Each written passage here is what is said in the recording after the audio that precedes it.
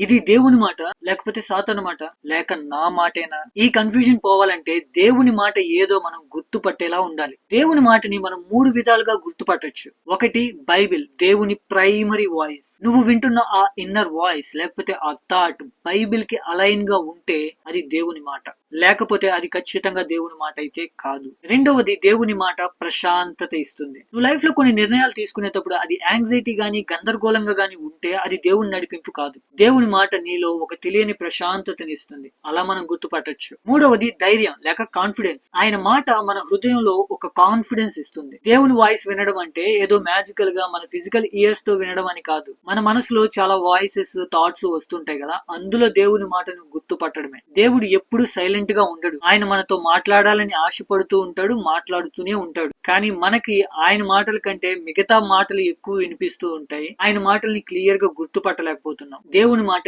ఎప్పుడైనా ప్రేమగా ప్రశాంతంగా ఒక సత్యంగా ఉంటుంది. ఆయన మాట క్లియర్ గా వినాలి అంటే నీ ఫోన్ వాడడం కంటే ముందు ఒక 5 నిమిషాలు బైబిల్ చదవండి, అంతా సెట్ అయిపోతుంది.